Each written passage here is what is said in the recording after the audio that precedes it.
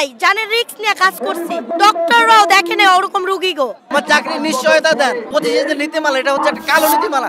19-20 হইলে হুমকি দেয় চাকরির, বলে তোদের চাকরি থাকবে না। তাহলে কিসের গ্যারান্টি?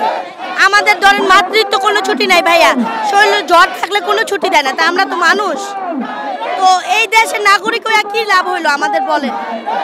বিদেশে তো সব জায়গায় সব সুবিধা দেয়, তা আমাদের ওরা মানুষ মনে করে না। আমাদের একটাই দাবি, 30 দিন ডিউটি করাইলে 30 দিনের বেতন দিতে হবে।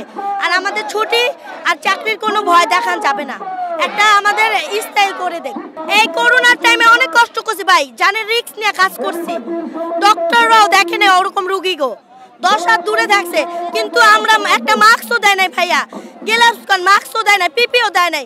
কতটা হলো 4র্থ শ্রেণী, তো ওদের কিসের দিব? তো আমরা এই করোনার টাইমে মরার রিস্ক নিয়ে কাজ করছি কি জন্য? সন্তানদের জন্যই। চাকরি করে কি জন্য? সন্তানের জন্য। এই ভাইয়েরাও বেতন দেয় না, পায় না। এই বউ বাচ্চা মিটফোড়ে চলে আসে, তো হেরা তো বুঝে না যে বেতন পায় না কি সমস্যা। তাহলে আমাদের যে বেতন পায় না কিভাবে চলবো কোন? আমাদের তো মা বোন অসুস্থ থাকে। আমার মা মারা গেছে 1 বছর, আমার বাবা হলো স্ট্রোকের রোগী, আমি ওষুধের বিল দিতে পারছি না। তো একটা মেয়ে চাকরি করে কি জন্য? আমার বাবা মা, আমার স্বামী, সন্তান, এটা দেখার জন্যই তো। আমি কিছু করতে পারতাছি না। আমার দুধের বাচ্চা আমি রাইখে আমি ডিউটি করি ভাইয়া। তাহলে আমাদের যদি 30 দিন ডিউটি করে, যদি 22 দিনের বেতন দেয়, কিভাবে বলেন? সাময়িক শ্রমিক হিসাবে আখ্যা দিচ্ছে যে আমরা সাময়িক শ্রমিক। আসলে আমরা তো সাময়িক শ্রমিক দেখে এখানে আসি নাই। আমার একটাই কথা, আমার চাকরি নিশ্চয়তা দেন, আমি যেভাবে করতাম সেইভাবেই দেন। আমার সীমিত আমার সুযোগ সুবিধা, আমার বেশি দরকার নাই। আমার ঈদ যে আমার একটা বোনাস ভাতা দেয় না, অথচ ঈদে 10 দিন বন্ধ হলে যে ছুটিটা আমার বেতন থেকে কাটা যায়। ঈদে এমনিতে যদি আপনার 10 দিন ছুটি পড়ে আর 22 দিন বেতন দেয়, ঈদে একজন মানুষ 10 দিনের বেতন কিভাবে চলে? তার কোনো বোনাসও নাই। এই কারণে আমরা চাচ্ছি 30 দিনের বেতনটা আমাদের আগের মতো মানে থাকুক, আর আমাদের এই প্রতিষ্ঠানের নীতিমালা এটা হচ্ছে একটা কালো নীতিমালা, এটা বাতিল হয়ে যাক।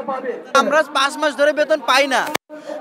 আমরা বিভিন্ন অফিসারের মাধ্যমে সচিবালয় ধরে আমরা অর্থ মন্ত্রণালয়ের সাথে আমরা যোগাযোগ করছি, কিন্তু আমাদের তারপর আমাদের বেতন সাবমিট হচ্ছে না, আমরা বেতন বিলি করতে পারতেছি না। এখন আমাদের দেয়ালে পিঠ ঠেকার মতো অবস্থা। এখন আমরা এখানে কেন্দ্রীয় শহীদ মিনারে আসি। আমরা যে চাকরি করছি, সার্ভিস মূল্যায়ন করে এই বেতনটা দেওয়া হয় না। এই আজকে একটা শ্রমিক যে টাকা পায় বেতন চাকরি নিয়ে, আবার এই আমরা যে 20 বছর 25 বছর চাকরি করছি একই বেতন, কিন্তু আমরা যে ইনক্রিমেন্ট অ্যাডজাস্ট করে আমাদেরকে যে বেতনটা দেবে এটা দেওয়া হয় না। যার জন্য আমরা এত বঞ্চিত যে 4-এর 1 টাকাও আমরা পাই না। একটা লোক আমি যে সঠিক মূল্যায়ন পাইলে 15 গ্রেডে বেতন পাওয়ার যোগ্য লোক, কিন্তু আমার সহকর্মী একজন নিয়মিত কর্মচারী 45,000 টাকা বেতন পায়, আর আমি পাই 12,000 টাকা। খবরের কাগজ, নিখাদ, নির্ভীক, নিরপেক্ষ।